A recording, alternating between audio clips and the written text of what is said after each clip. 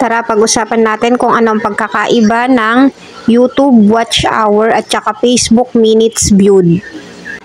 Ngayon, kung bago ka pa lang na nadaan dito sa aking YouTube channel, kung sakaling magustuhan mo ang video tutorial na ito, sana po wag niyo po akong kalimutang i-like, i-subscribe at i-hit niyo na rin po ang notification bell para lagi po kayong updated sa mga bago kong content gaya neto.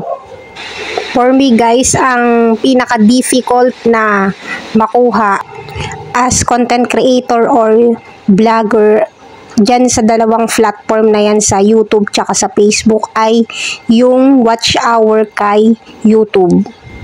Alam na alam yan ng lahat ng mga content creator na parehas na subukan si YouTube pati si Facebook. Ngayon, para sa mga hindi pa nakakaalam or bago as YouTuber or vlogger or basta kahit saang platform pa man yan na bago ka bilang isang content creator, tara magkwentuhan tayo saglit kasi bilang basic kailangan alam nyo rin po yung mga ganitong basic na information lalo kung baguhan ka pa lang bilang vlogger. Unahin natin kay YouTube kasi para dun sa mga baguhan na hindi pa alam to, yun nga guys, sabi ko nga meron po talagang lagas kay YouTube sa watch hour lalo kung hindi mo alam yung tamang yun nga lambing kay YouTube. Pag may mali ka dun sa process or dun sa nais ni YouTube, yun nga, mababaliwala yung watch hour mo na na-gain. Hindi siya papasok sa threshold after nga ma-validate yung final niya na tawag dito na validation dun sa na-gain mo. Ngayon, marami naman po akong tutorial dyan sa channel ko. Pa-browse na lang po or pa-scroll up na lang. Mamili na lang kayo kung ano yung mga gusto nyong panoorin. Kasi po, yun tiyak ko pong makakatulong din naman po lalo dun sa mga baguhan pa lang as content creator. Lalo dito kay YouTube or kahit kay Facebook pa yan or kahit saan. Ino-note ko lang din na pag hindi mo pa nare-reach yung requirement ni YouTube, lalo dun sa mga hindi pa monetize ang channel, yun po, talagang mahigpit po ang competition o labanan dito. Malakas mong mukbang si YouTube, subscriber man yan or watch hour, kaya pakipanood na lang po yung iba kong video content para maiwasan nyo po yan. Bali, ito pong dashboard na to ngayon na pinapakita ko. Ito po yung dashboard kapag monetize na po ang channel mo. Ngayon, ang downside lang sa akin dito kay YouTube, pagdating dito sa watch hour, medyo hindi po ako, tawag dito, agree na ganito yung kanilang kalakaran kasi dapat po kung nag-gain mo naman na kahit papano yung watch hour na yon, hindi na dapat siya nawawala or yun nga, namumukbang. YouTube, baka naman, bakit naman kay Facebook, hindi naman po nawawala kahit nga i-delete mo na yung video content na yon.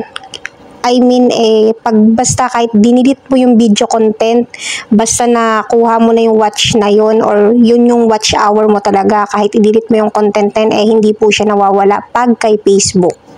Eto guys, yung sa Facebook page ko to na Miss Pau Asuncion Personal Vlog.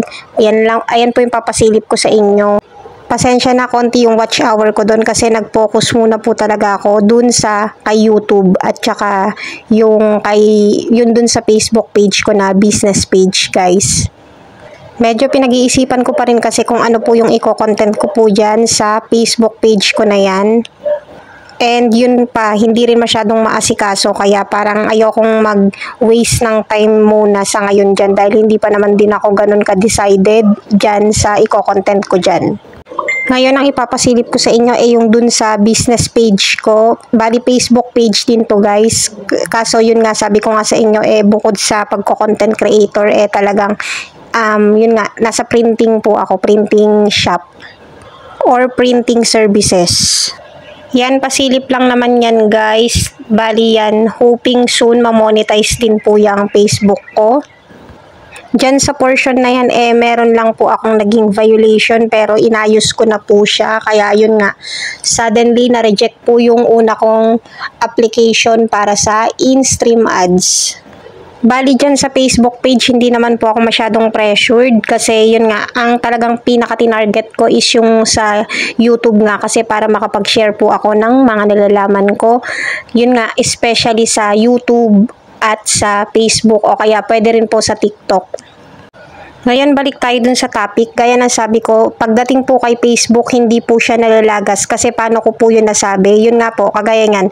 Nung nag-apply ako para sa monetization ko kay Facebook, yun nga, suddenly, hindi ko lang napansin na meron pala akong violation bago ako nag-apply.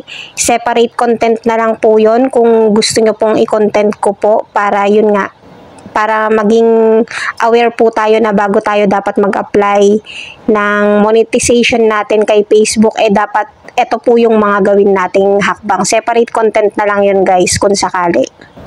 Yung dinilit ko kasing video dyan, yun nga, dahil sa sobrang lungkot ko ng araw na yun, dinilit ko na lang din, nakita ko yun nga, feeling ko ayun kasi yun, may copyright or basta pinagbubura ko po lahat kasi ng mga video content ko na merong mga tugtog, lalo yung talagang mga tugtog na kasi pag minsan yun nga, kagaya ng pag nagsa-sound trip dito sa shop, kasi nga yun nga sa business page kasi yung binabanggit ko na ini-apply ko ng monetization na reject.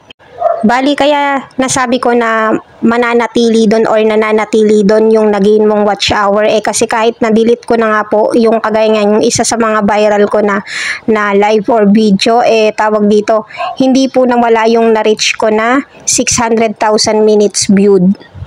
Hindi ko na siya na-videohan or na-picturean kasi yun nga, medyo na-stress ako kasi noon kaya bigla-bigla yun nga, kung ano yung pumasok sa isip ko, delete agad, wala na rin akong pakialam, bahala ng ako kung uulit ako ulit para maka-reach kasi 17,000 views kung hindi po ako nagkakamali, yung isa po dun sa dinilit ko na maraming na-gain na views.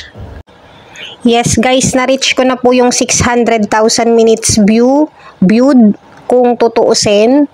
Kaya yun nga, ang pasalamat ko na lang din kahit papano kay Facebook, hindi naman po pala niya kinukuha kahit na idinilit mo na yung video na yon. Hindi niya kinukuha yung na-gain mo na minutes viewed sa watch ba ng video natin. Dahil yun nga, gaya ng sabi ko sa inyo kasi sa kabisihan ko rin, hindi rin naman ako masyadong pressured na ma-monetize ulit dito since monetize na yung YouTube ko. Pero syempre guys, kung kaloob talaga yan ng langit, syempre magpapasalamat pa rin tayo kung yun nga, ma-monetize din yung Facebook page ko. Ngayon, kung gusto niyo yung mga ganitong video content, kasi yun nga po, nag-tutorial po talaga ako, lalo yung para pare-parehas po tayong lumago sa mundo ng vlogging, wag niyo po sana akong kalimutang i-like, i-subscribe at i-hit niyo na rin po ang notification bell para lagi po kayong updated sa mga bago kong content gaya neto. Thank you and God bless. Bye!